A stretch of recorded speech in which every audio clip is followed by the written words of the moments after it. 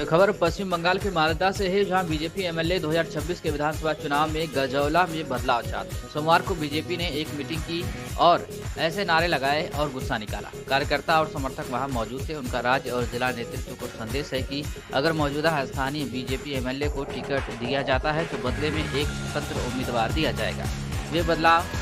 वे उनका बदलाव चाहते हैं। उस दिन मीटिंग में भी भीड़ थी।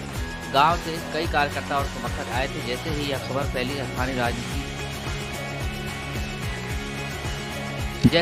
फैली स्थानीय राजनीतिक हलकों में भारी हंगामा मचा। पता चला है कि मीटिंग में बीजेपी के ठाकुर दास बनर्जी, प्रफुल्ल सरकार और कई नेता और जनप्रतिनिधि मौजूद थे। 2021 के विधानसभा चुनाव में बीजेपी एमएलए चिन्मय देववर्मन 2000 से ज्यादा वोटों से जीते थे। नाराज पक्षों का दावा है कि गजौला के नेताओं और कार्यकर्ताओं का एक वर्ग एमएलए के पिछले 5 सालों के काम से खुश नहीं है।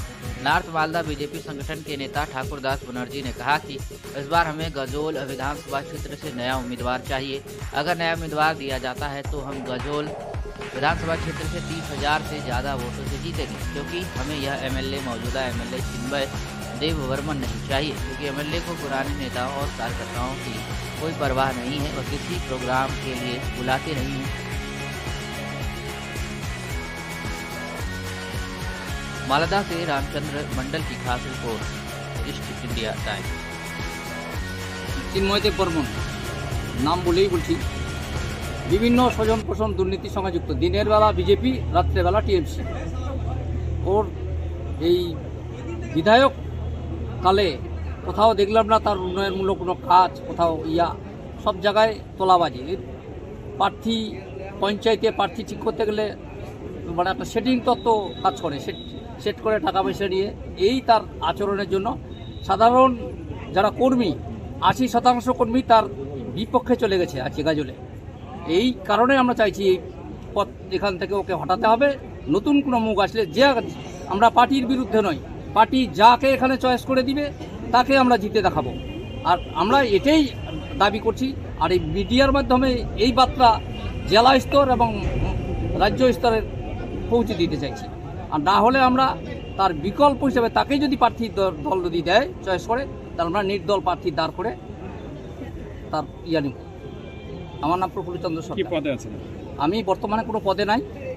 আমি দীর্ঘদিন আমার রাজনীতি জীবনটা মানে ভোট যতদিন হয়েছে ততদিন থেকেই শুরু। আমি 2011 সালে এখানে বিধানসভার এমএলএ প্রার্থী হিসাবে ক্যান্ডিডেট ছিলাম। নমস্কার এবং ইংরেজি নববর্ষের অনেক অনেক শুভেচ্ছা এবং অভিনন্দন। আমার বক্তব্যের কিছু নেই, কারণ যার নাম আপনি বললেন আর যিনি এই বিষয়টা নিয়ে বক্তব্য রেখেছেন তিনি পার্টিতে আমার অগ্রজ।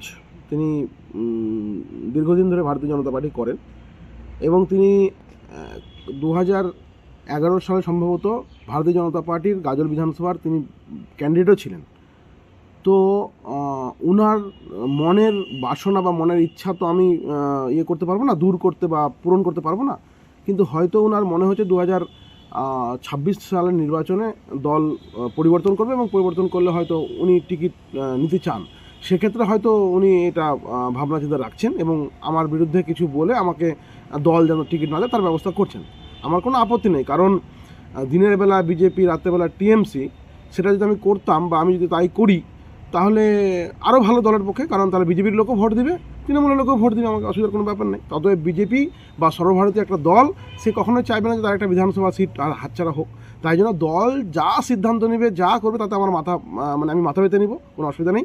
আর আমার অগ্রজদের হয়তো সকলের মনের ইচ্ছা বা সকলের বাসনা পূরণ করতে পারেনি। উন্নয়নমূলক কাজ আমি কি কতটা করতে পেরেছি বা আমার পূর্ববর্তী যে বিধায়কগণ ছিলেন তারা কতটা গাজলের জন্য উন্নয়নমূলক কাজ করতে পেরেছেন সে সমালোচনা গাজলের মানুষ করুক এবং করবে, এটা স্বাভাবিক আছে। এবং আমার বিষয় নিয়ে এরকম সমালোচনা বা পর্যালোচনা করছে, এটাতে আমার কিন্তু খুব দুঃখ বা কষ্ট নেই, আমার আনন্দই হচ্ছে। কারণ গাছে আম ধরলে বা ফল ধরলে মানুষ ঢিল মারে, এটাই নিয়ম।